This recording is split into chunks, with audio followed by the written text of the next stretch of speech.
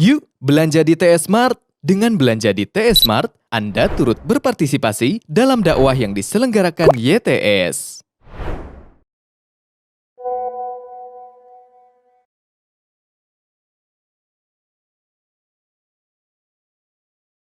Tadi kan dikatakan kalau yang pikun tidak saum bayar fidyah. Sekarang yang pikun nggak bisa sholat.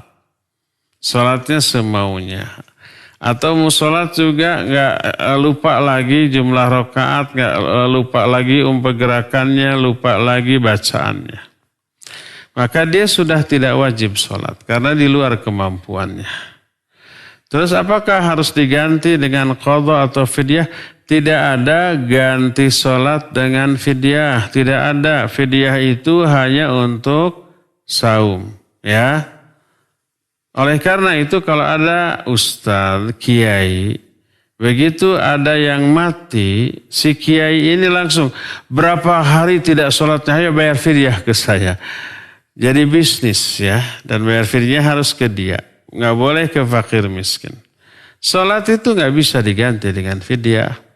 Kalau dia tidak sholatnya karena hawa nafsu, karena malas, karena memang lemah iman, ya dia dosa besar. Tidak bisa diqadha, tidak bisa juga dibayar dengan fidyah. Ya, harus ditebusnya dengan tobat yang sebenar-benarnya. Apakah harus mengqadha lagi sholat yang dahulu dilewatkan secara sengaja karena hawa nafsu? Tidak. Qadha sholat baru ada kalau sholat terlewat karena ada uzur. Baik karena uzur itu karena lupa ya, atau karena tidak sempat secara teknis tidak bisa dilaksanakan, baru dilaksanakannya sekarang. Atau karena ada halangan, tidak bisa dilaksanakan pada waktunya karena ada halangan, barulah diqadha. Seperti umpamanya orang pulang kantor jam 5 sampai di rumah jam 8 karena macet, maghrib nggak bisa di jalan. Ya. Nah, maka diqadha maghrib di waktu ketika dia memungkinkan. Ya, kemarin lupa tidak sholat asar, ingatnya sekarang, qadha sholat asar sekarang. Ya, maka itu qadha. Adapun yang sengaja ditinggalkan karena hawa nafsu, maka tidak bisa diqadha dengan apapun. Termasuk orang yang sengaja tidak saum karena hawa nafsu, tidak ada uzur. Dulu kita pernah tidak saum. Kenapa? Ya karena iman yang lemah. Karena hawa nafsu, ya. Sekian tahun. Sekarang taubat. Apakah wajib diqadha? Tidak. Karena tidak ada uzur. Yang wajib diqadha hanya ada yang ada uzur. Demikian juga sholat. Tidak bisa dibayar dengan fidyah. Tidak bisa dibayar dengan qadha, ya. Adapun kalau orang yang meninggal dan tidak sholat karena hawa nafsu, mudah-mudahan sebelum meninggalnya taubat. Kalau enggak, maka dia terkena azab. Walaupun fidyahnya satu kali sholat dibayar 1 miliar tetap tidak tertebus.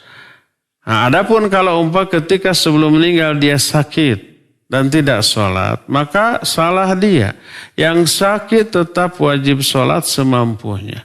Tidak bisa sambil berdiri, lakukan sambil duduk. Nggak bisa sambil duduk, lakukan sambil berbaring.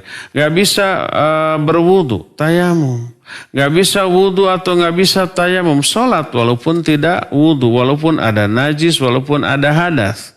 Seperti orang yang di rumah sakit, ya, dia masih sadar, masih penuh kesadaran, tapi di dalam tubuhnya dipasang alat-alat yang menyebabkan dia tidak bisa beranjak dari tempat tidurnya.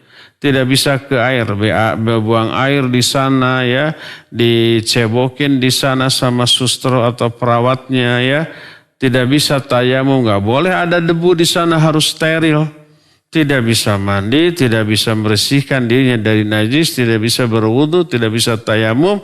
Dia tidak mampu bersuci, maka gugur kewajiban bersuci, tapi tidak menggugurkan kewajiban sholat.